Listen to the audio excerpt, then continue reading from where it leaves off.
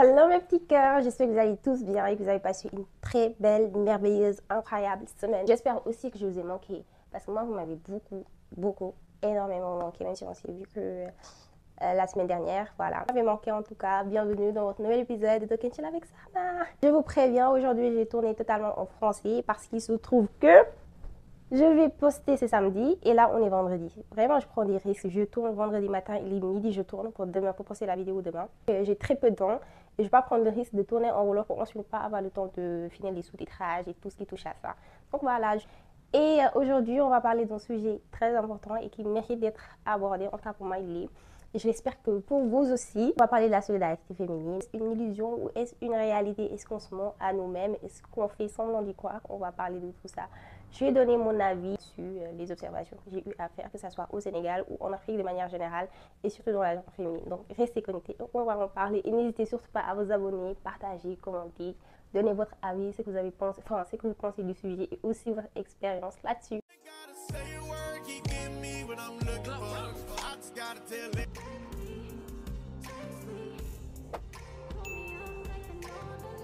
On va la lire dans la plupart des cas. Quand deux femmes se mêlent la guéguerre, quand elles se donnent en spectacle, se jalousent, se bagarrent, que ce soit sur les réseaux sociaux, dans les familles, dans les quartiers, au bureau, qu'importe, elles se donnent en spectacle juste pour ça, un homme, comme si cet homme en soi était un trophée. Dans les relations amoureuses, les rivalités entre femmes, que ce soit entre une femme et son copain, que ce soit entre un mari et sa femme. Là, quand je parle, c'est plus dans le contexte de l'infidélité. Quand il y a une troisième personne qui s'incruste, après, il y a des gens qui vont se dire, ah ouais, faut être égoïste à un moment donné, il faut penser à soi. Mais moi, ça, je pense que c'est pas question d'être égoïste, c'est juste être méchante même, je dirais, c'est de la méchanceté pure. Et surtout le manque de sororité, parce qu'on peut dire manque de sororité ou manque de solidarité féminine, c'est la même chose, c'est des synonymes. Donc ça, je pense que c'est vraiment bas et méchant parce que je me dis, quand on aime un homme, même s'il est en couple, après, il faut savoir se questionner. Faut pas le pousser à quitter, enfin, à moins que lui, il veuille quitter sa copine, ok, pas de souci. Là, c'est lui qui a pris sa décision. Enfin, après, il ne faudra pas l'influencer, l'atterrir dans tes filets. Parce qu'à un moment donné, je me dis, on peut essayer de se mettre à la place de l'autre. Ce que tu n'aurais pas aimé qu'on te fasse, ne le fais pas à l'autre. Si toi, tu étais en couple, tu aimes ton homme à 100%, tu lui fais confiance, tu as des projets avec lui, et qu'après, il y a une autre femme qui vient te le piquer, ça fait mal. Ça fait mal parce que la personne avec qui tu avais fait des projets de vie et tout, je dois y vivre avec lui. Imaginez-vous un instant l'homme que vous aimez et qu'on vient vous piquer. S'il vous plaît, imaginez ça. Voyez comment ça fait mal. Et après, faire subir ça à une autre femme, la même chose dans les hommes mariés aussi. Après, ça dépend parce qu'il y a des hommes qui sont polygames. Par exemple, chez les chrétiens, eux, ils n'ont pas droit à avoir plusieurs femmes. Pour les musulmans, ils viendront me dire, ouais, il a droit à 4 femmes. Je préfère ne pas entrer dans ce débat-là. Donc, il y a des femmes qui sont même capables de se dire, même si l'homme il est marié, il a des enfants avec sa femme et tout, mais moi, je m'en fous. C'est moi qui l'aime, donc qu'il quitte sa femme, qu'il quitte ses enfants, qu'il vienne se mettre avec moi, ça ne me dérange pas. Ok. Mais après, je me dis, s'ils ont divorcé d'un commun accord et que ça ne les dérange pas, ok, il n'y a pas de souci. Mais juste quand je parle dans ce sens-là, c'est les femmes qui viennent vraiment s'incruster, détruire le ménage des autres femmes, perturber cela et que ça leur procure du plaisir parce qu'il y a des femmes qui font ça pour leur ego, pour marquer leur territoire, montrer que moi, enfin, il n'y a rien qui m'est inaccessible, je peux avoir tout ce que je veux, je peux piquer n'importe quel homme, il n'y a aucun homme qui me résiste.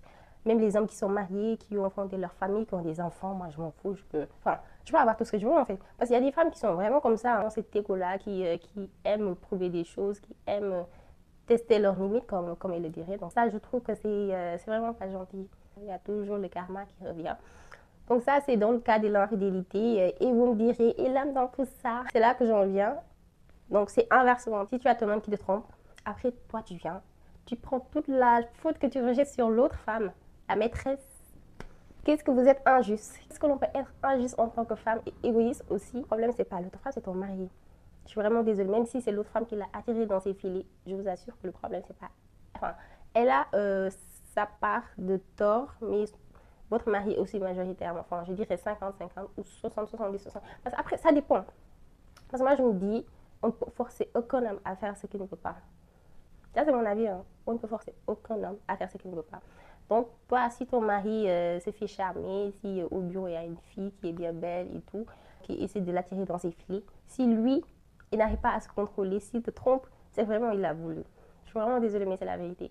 Parce que quand on sait qu'on aime sa femme, qu'on la respecte, qu'on ne veut pas la tromper, qu'on ne veut pas la blesser. Dès l'instant, il y a une autre femme qui essaie de t'attirer dans ses filets, d'avoir des comportements assez ambigus et déplacés envers toi. Tu viens lui dire, je suis vraiment désolée, mais moi je suis mariée. Vous la remettez à sa place et puis c'est tout. Et quand vous n'êtes pas intéressé, vous n'êtes pas intéressé. Quand il vous trompe et qu'il vient dire, ah ouais, c'était un moment de faiblesse. Oh my god, ça je peux pas me l'entendre. My god, comment ça un moment de faiblesse? On s'en fout, tu te contrôles en fait. Donc après, ces femmes mariées ou les femmes qui sont en couple, qui sont trompées et qu'ensuite qui prennent toute la faute, qu'elles rejettent sur la maîtresse, vous êtes vraiment injuste. Je suis vraiment désolée, c'est pas elle le problème, mais le problème c'est votre mari qui n'a pas su tenir, qui n'a pas su mettre les barrières qu'il fallait. Parce qu'une femme, quand elle essaie de t'attirer dans ses filets, si tu lui montres vraiment que tu n'es pas intéressé, à un moment donné, elle va lâcher l'affaire. Mais si tu ouvres certaines portes, oui, voilà, je t'aime bien, mais je suis mariée, je t'aime bien, mais j'ai une copine, donc c'est un peu compliqué. Elle va creuser jusqu'à, elle va t'avoir. Donc voilà, le fait de savoir qu'il y a un homme qui est dans un couple, il y a un homme qui est dans un ménage, est quand même forcé au détriment de l'autre femme pour son intérêt personnel, vraiment ça c'est méchant, c'est mesquin même. Et le fait aussi de se faire tromper par son mari et de prendre toute la faute, rejeter ça sur l'autre femme, 100%, je trouve ça, je trouve ça très injuste. Très très injuste et vous manquez de discernement. Je suis vraiment désolée. Le problème c'est votre mari. Donc on se calme. C'est pas que dans les histoires de couple qu'on se tire les pattes. Hein. Et oui, il y a aussi l'apparence physique, comme je dirais, le teint et tout. Parce que faut savoir que c'est les hommes qui fixent les standards. Oui, tes standards est validé, l'autre n'est pas validé. Les teints clairs sont validés, les teints noirs ne sont pas validés. Les femmes à pouchou sont validées, les skinny ne sont pas validés, les skinny sont validés, les femmes à pouchou ne sont pas validées. Tout ça pourquoi? Après, ça va créer une sorte de guéguerre entre nous. Imagine, tu as un crush sur un mec, mais lui, il ne semble pas être intéressé ou pas trop. Du coup, il y a tes copines qui te disent, ah ouais, parce que tu es trop mince ou tu es trop apouchou, il faut que tu changes, il faut que tu essaies de affiner ta taille. Il faut que tu essaies d'arrondir ta taille pour attirer ton attention. Attendez. Déjà, dès l'instant qu'on se dit, je vais essayer de ressembler à ça pour un homme, alors là, il y a un problème. Je me dis, quand on essaie d'être tel ou tel, on le fait pour soi, pour son plaisir personnel, parce que c'est le genre de femme qu'on devrait devenir, tu vois. Quand on grandit, on aspire à devenir un certain type de femme, avoir ce caractère, avoir ce mode de vie et tout. Faisons-le pour nous, mais pas pour les hommes. Donc j'en reviens, tu as des formes et tout, et que tu croches sur un gars, mais lui, il a un style plus skinny, et que tu as des copines, enfin, c'est pas de les copines, hein, mais juste pour dire, et qu'elles te disent, ah ouais, tu sais, parce que peut-être t'es pas son genre, tu devrais aller à la salle, faire du sport, comme ça après tu vas attirer son attention. My God, je peux pas. Je peux pas, parce que moi, je me dis, en tant que femme, on devrait soutenir, et que si t'es intéressée par un homme, t'es accouché, t'es skinny, et que lui dit, t'es skinny, tu dis, ah ouais, moi je suis intéressée par les femmes qui ont les formes et tout. Je dis, ok, pas de souci, il y en a à gogo sur la planète, il y en a à gogo dans le pays, donc va en chercher. Parce que moi, je vais pas essayer de changer pour toi. Je suis comme je suis, je m'accepte, tu vas pas me créer des complexes. Et je pense que les hommes, enfin les femmes aussi, on devrait se soutenir dans ce cas-là. Toi, tu es ma copine, tu vas me dire, ah mon mec, il m'a fait ce genre de remarque, il m'a dit, t'es trop grosse, il m'a dit, t'es trop mince. Et la copine en question, elle vient dire, ah oui, il a raison, il faudrait que tu changes, parce que sinon il va te quitter, sinon il va te tromper. Non, je dis, ma belle, toi-même, tu vas le quitter avant qu'il le fasse. Parce que le problème, c'est pas toi, c'est lui. Il t'a trouvé comme tu es. Soit il t'aime comme tu es, soit il te quitte. Il n'est pas obligé de rester avec toi. Certes, tu l'aimes, mais dès l'instant, lui commence à te mettre dans la tête ce genre d'idée, à te faire complexer. Oh my God, je peux pas. Quand on a des copines qui traversent ce genre de phase, ou qui sont dans des couples comme ça, et que nous, au lieu de prendre la défense de la femme, parce que c'est elle qui a raison, hein, elle n'a pas de mon âge comme ça, il s'accepte comme elle est belle, elle est magnifique, qu'elle s'accepte. Il y a l'homme qui vient lui créer des complexes, et on est là à dire, ah ouais, il a raison. Red flag de fou, red flag, faut le quitter. Donc il y a ce cas-là, et aussi j'en viens au teint, parce qu'on sait tous que les hommes, ils mettent plus en valeur les femmes claires, la peau claire et tout, voilà. Donc dans une famille, il y a tout le monde qui s'est dépigmenté, toi tu as très belle couleur noire, et vient te dire, ah ouais, c'est chaud, hein, parce que faudrait que tu te dépigmentes un peu, tu sais, les hommes ils sont attirés par des femmes qui ont la peau claire, comme ça tu vas te marier vite fait, comme ça tu vas attirer l'attention sur toi.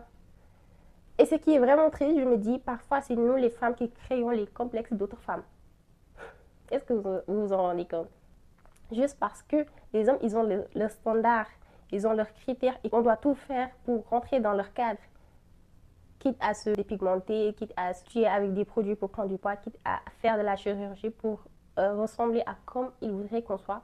quitte à se tuer à la salle juste parce que moi je m'accepte comme ça, mais non, mon mec il m'aime pas comme ça, mon crush il est intéressé par les skinny, donc je me tue à la salle. Non, non, ça m'énerve, non, mais parce que j'avais regardé un documentaire, je pense que c'est un documentaire qui est très célèbre, qui a été réalisé au Sénégal, donc on montrait une femme, enfin, on a des témoignages de femmes, ils disaient, ah oui, non, c'est dépigmenté, pardon, parce que arrivé à un certain âge, on est destiné à dire, enfin, on doit se marier et tout, donc on se dépigmentait pour aller à des soirées. C'est ce qui était plus, c'est en se dépigmentant qu'on atterrit l'attention des hommes. Tu te dépigmentes. Après, tu as un cancer, pardon, tu fais comment? Et pendant ce temps, l'homme, il est dans son coin, il vit sa vie comme bon lui semble. Pendant que nous assumons les conséquences de nos actes qu'on fait pour leur plaire à eux. My God. Faut qu'on arrête un peu, hein, toujours dans ce sens-là de l'apparence physique. Et aussi, je ne peux pas parler de ce cas sans parler du cyberharcèlement. Parfois, tu vois des femmes minces ou accouchées qui postent des vidéos sur les réseaux. Dans la section commentaires, on les agresse d'une manière. Et quand je vois des prénoms, je vois que c'est des femmes, ça m'attriste. Ça me fait tellement mal, non mais tellement mal, parce que je me dis, en tant que femme, on devrait tellement soutenir. Moi, t'es mince, t'es accouchée, qu'importe comment tu es. Du moment où tu t'acceptes comme tu es, moi, ça me fait tellement plaisir. Ça montre que la personne, elle s'assume, elle s'accepte comme elle est, elle s'aime comme elle est. Moi, ça me fait plaisir parce que ça devrait nous faire plaisir de voir des personnes comme ça, qui s'aiment comme elles sont, qui s'acceptent, et on devrait les encourager et les féliciter pour ça. Parce que c'est pas tout le monde qui fait ça. Hein. C'est pas tout le monde qui fait ça. Il y a des personnes qui ont le même gabarit qu'elles ou qui ont le même physique qu'elles, qui ont du mal à s'accepter, à sortir de chez elles. Elles font leur vie, elles s'acceptent comme elles sont. Et tu vois d'autres femmes qui viennent les rabaisser. Oh my god. Un jour, j'ai vu une femme qui a fait une vidéo. C'est une femme qui est mince. Elle a fait une vidéo qu'elle a postée sur les réseaux. Et dans la section commentaires, j'ai vu une autre femme qui lui a dit tu devrais bien prendre les comprimés, genre les produits pour prendre du poids. Je peux pas. Parfois, tu es avec ta copine, tu es dans ton groupe d'amis. Vous êtes avec des hommes, il y en a toujours une, dès qu'elle voit des hommes, elle te rabaisse. Constamment. Ah oui, toi, calme-toi, hein. Toi, t'es moche, toi, t'es mince, toi, t'es ni, toi, t'es nain. Mais tout le temps, elle le fait en présence d'autres hommes. D'hommes, en présence d'hommes, pardon. C'est pour se donner plus d'importance, pour attirer l'attention. Sur elle te rabaisser. Mais pourquoi? Pourquoi vous faites ça? Enfin, on devrait se soutenir, mais pas se traiter de la sorte. Oh my god, for what? Stop that. Toute personne est belle à sa manière. Que tu sois mince, que tu sois formée. Toi, t'es mince, on te dit, ouais, t'es trop mince. Aucun homme qui va s'intéresser à ça. Ah non, c'est pas vrai, il y a des hommes qui aiment les femmes. Toi, tu es une personne qui a des formes et tout, tu vois. On te dit, ah oui, toi, t'es trop grosse, il y a aucun homme qui va t'aimer. Non, voilà. Et je me dis, on ne devrait pas se limiter à ça. C'est-à-dire que dès l'instant où tu es tel ou tel physiquement, il ramène toujours le truc du, il n'y a aucun homme qui va vouloir de toi. Mais on n'existe pas pour eux. On n'est pas comme ça pour eux. Moi, quand je décide d'aller à la salle, moi, quand je décide de prendre du poids, moi, quand je décide de perdre du poids, c'est pas pour qu'on m'aime, c'est pas pour qu'on m'accepte, c'est pour être bien dans mon cœur, c'est pour être bien physiquement, c'est pour me plaire. Mais quand tu décides de faire quelque chose physiquement sur toi, quand tu décides de changer sur toi, c'est pour toi. Tu le fais pour toi, pas pour les hommes. Moi, c'est ce que je me dis tout le temps. Quand tu décides de faire quelque chose, fais-le pour toi, pas pour aucun homme. Aucun. Parce que tu peux être mince, il te dit oui, prends du poids, tu prends du poids, il t'aime mais il te trompe avec une personne mince. Tu es une personne qui a des formes et tout, il te dit ah oui, il faudra perdre du poids et tout. Tu perds du poids, il va te tromper avec une personne qui avait dit ah non, ça vous voyez.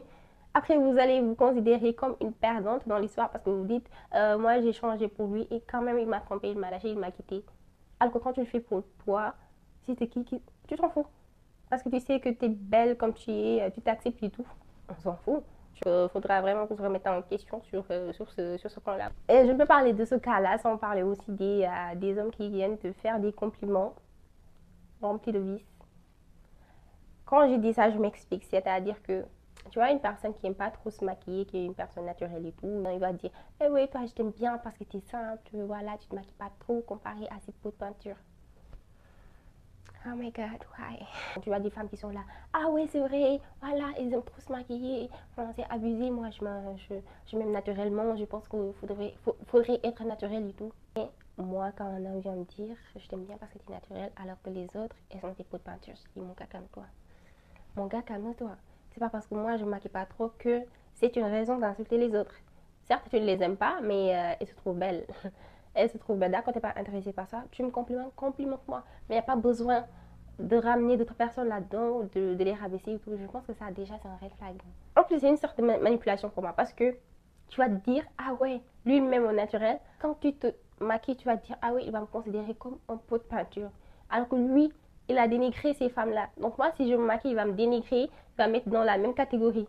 Donc dès lors, tu vas plus te maquiller, même si c'est quelque chose que tu aimais bien. Même si elle ne te le dit pas oralement, mais dans sa tête, elle va fonctionner comme ça, elle va se dire comme ça, elle va se le dire. Lui, il t'a dit ce qu'il pense, c'est des personnes qui se maquillent. Donc tu vas dire, ah oui, lui, il n'aime pas les personnes qui se maquillent.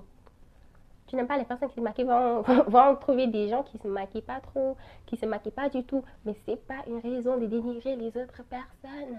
Et les femmes qui rentrent dans ce jeu-là, je ne peux pas comprendre du tout. L'entraide ou de la guerre au travail. On sait tous que le monde du travail est très sélectif pour les femmes. C'est très difficile de s'imposer, de se faire, de montrer son potentiel ou d'avoir la chance de montrer son potentiel dans le monde du travail parce que c'est un monde qui est très masculin quand même, hein, parce que les femmes ont du mal à s'imposer. Même pour avoir une promotion, tu as 10 femmes, il y a une seule promotion. Donc, il y a une sorte de concurrence qui va avoir lieu. D'accord, ça c'est le monde du travail, c'est très normal. Mais il y en a qui vont transformer ça en guerre et en mauvaise guerre. Après, des concurrentes, d'accord, vous voulez toutes le même poste. Ok. Il y en a qui vont à l'extrême. C'est-à-dire qu'ils vont faire des coups bas, faire des trucs qui sont vraiment extrêmes juste pour éliminer leurs concurrentes. Parfois, tu évolues dans un monde de travail, par exemple, tu as une boss. Toi, tu peux subir un harcèlement de la part de ton collègue qui est aussi, lui aussi à la direction. Elle, en tant que femme, au lieu de te soutenir, elle va te dire, ça c'est le monde du travail, il faut faire avec, c'est pas quelque chose de bien grave, il ne faudra pas porter plainte. Quoi? Quoi? Dans certains cas de viol, c'est comme ça. Hein. C'est d'autres femmes qui vont venir te dire, pas que l'affaire s'ébruite et tout. Alors là, il y a un très gros problème. Ils ne sont pas solidaires avec les autres femmes. Tu peux subir toute forme de harcèlement, d'injustice. Elles sont toujours là pour te dire, ah ouais, il n'y a pas de souci, tu sais, après tu auras une promotion. Donc finalement, ça en vaut bien la peine parce que et aussi un bon salaire.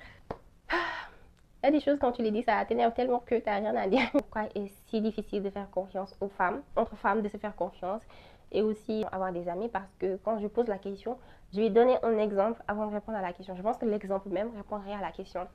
Donc je me dis, on voit que nous sommes dans une ère, où nous sommes dans une époque, où, certes ça existait avant, mais c'est plus difficile d'avoir des amitiés solides de nos jours. On en voit des personnes qui sont trahies par leurs meilleurs amis. C'est-à-dire que tu es avec ton mari, tu vois qu'il te trompe. Tu mènes tes investigations et tout. Tu découvres qu'il te trompe avec qui? Avec ta meilleure amie, avec ta copine, avec ta cousine, ou même avec ta soeur. Ça, c'est le summum. Mais ça existe malheureusement. Il y a des... Ou même avec ta mère, il y a des personnes qui se font tromper par leur mari ou par leur copain avec leur mère. Quand on voit des cas comme ça, on se dit, elles sont toutes pareilles. L'amitié, ça n'existe plus. Mieux vaut que je reste dans mon coin, je garde les choses pour moi. Il y a même des gens qui sont prêts à se confier à ChatGPT. Des IA se disent, ah ouais, ChatGPT, lui, même si je me confie à lui, il va pas répéter ça à une autre personne. Il va garder ça pour lui, il va me donner des conseils bienveillants. Il va me réconforter. Alors que si je le dis à une tierce copine ou à une tierce amie, elle va dire ça à son autre pote et de fil en aiguille, l'affaire se répond. On se fait de moins en moins confiance parce que vraiment, quand tu vois des personnes, la personne que tu croyais être ta bestie, la personne que tu croyais qu'elle t'aimait le plus au monde, elle ose te poignarder dans le dos, voilà, c'est ce qu'on va dire. Tu te dis, elles sont toutes pareilles. Il y a des gens qui se disent que je préfère ne pas prendre le risque d'intégrer une personne dans ma vie, dans mon cercle, de lui confier ma vie et qu'ensuite, elles me trahissent parce qu'elles ne sauront pas supporter ça. Il y a des personnes qui n'ont vraiment pas d'amis. Depuis leur enfance, ils n'ont pas d'amis. Elles n'avaient pas eu la liberté de sortir, de se faire des amis et tout, parce qu'on voulait les protéger. Quand tu grandis et que tout le temps, il y a une personne derrière toi qui te dit, fais attention, tu sais, les gens sont méchants. Si tu te fais des amis, elles vont te trahir, ils vont te blesser, piquer ton mari, ton mec, qu'importe. Parfois même, tu vois des personnes qui se marient. Ça m'a toujours intriguée. Et ça, c'est très fréquent au Sénégal, pardon. Je ne sais pas si dans les autres pays, il y a aussi. Mais au Sénégal, on a toujours la tendance à dire à une nouvelle mariée, fais attention à tes copines. Fais attention à tes amis. Je ne vais pas comprendre. Même si tu as de bons amis, on est toujours là à te dire ça, comme si la personne voulait que vous te détruire et tout. Mais bon, en tout cas, donc, cette personne qui grandit dans un foyer ou dans un environnement où on la met toujours en garde, elle va se dire, ah d'accord, donc elles, c'est mes ennemis. Je ne veux pas me faire des amis avec des femmes, je ne peux pas fréquenter des femmes, je ne peux pas les intégrer dans mon cercle, dans ma vie, je ne veux pas leur faire confiance. Donc elle va tellement grandir avec ça qu'elle ne va pas se faire d'amis. Ça va sembler bizarre, mais il y a des gens qui n'ont pas d'amis, il y a des gens qui n'ont pas d'amis. Et je me dis que c'est vraiment triste parce que certes, nous vivons dans un monde où c'est plus difficile et c'est plus rare de se faire des amis. Mais il y a des belles personnes qui existent, ça je vous le dis. Il y a de très très très belles personnes. On peut dire que, enfin, je ne vais pas dire que la sororité n'existe pas. La solidarité féminine n'existe pas, elle existe. D'accord, je vais vous donner des exemples. Mais elle est très rare, elle se fait de plus en plus rare parce qu'on a plus tendance à faire face à des femmes qui sont toujours là à nous rabaisser, à nous trahir, à nous faire du mal, qui ne pensent qu'à elles. Mais je vous dis, il y a des femmes incroyables. Il y a des femmes incroyables qui sont là pour leur père. Je vais vous donner un exemple. Après, vous pouvez même avoir des exemples dans votre famille, dans votre entourage, que ce soit de vos amis, vos copines, vos cousines, vos sœurs, même nos mères. Hein, nos mères, voilà, ils sont toujours là pour nous. Je vais prendre un exemple. Le dernier épisode que j'ai pu tourner, je l'ai tourné avec une fille. C'est une personne incroyable. C'est une personne incroyable dans le sens où elles ont fait le même genre de contenu. Et quand j'ai discuté avec elle, elle m'a dit, ça fait tellement plaisir de voir qu'il y a des gens qui font le même contenu que vous. Elle m'a tellement motivée, elle m'a dit, oui, tiens, bon, tu sais, au début, c'est pas facile, mais tu fais un très beau travail qui mérite d'être connu et qui mérite que tu ne lâches pas. Donc, ces genres de femmes-là qui sont toujours là à t'élever, à te donner de la force, à t'encourager. Et aussi, je veux dire, dans ma famille, hein, c'est les femmes le sujet, donc je vais parler de mes sœurs. J'ai une incroyable famille, mes cousines et tout. Elles sont toujours là à me donner de la force, à m'encourager quand tu fais un projet solide. Ah oui, je suis tellement fière de toi, elle te donne des tips, des conseils, fais ça pour t'améliorer, fais ça. Parce qu'après, il y en a qui vont se dire, ah oui, c'est normal, c'est le rôle d'une famille. Mais vous savez vous-même qu'il y en a qui sont au sein de familles, de familles où, quand tu lances un projet, c'est cette famille même ton premier ennemi. C'est-à-dire que c'est cette famille qui sera toujours là à te concurrencer, à te mettre bas, à ruiner ton affaire ou ton projet. Moi, j'ai grandi au sein d'une famille, que ce soit mes cousines, mes soeurs, tout. On est toujours là pour se soutenir. Pour l'anecdote, un jour, j'avais acheté quelque chose, une tenue. Et il y a une amie qui m'a complimenté sur la tenue. Elle m'a dit, je l'ai acheté où? Je lui ai dit, ah, je l'ai acheté chez ma cousine. Elle m'a dit, ah ouais? Parce que vous, dans votre famille, vous achetez des trucs entre cousines, entre frères. Je lui ai dit, oui, dans notre famille, quand tu publies quelque chose, les premières personnes à acheter, c'est la famille. Elle me dit, ah oui, tu as de la chance parce que nous, c'est le contraire. Parce que nous, tu publies quelque chose, tu connais ta soeur ou tu connais ta cousine qui vend ça.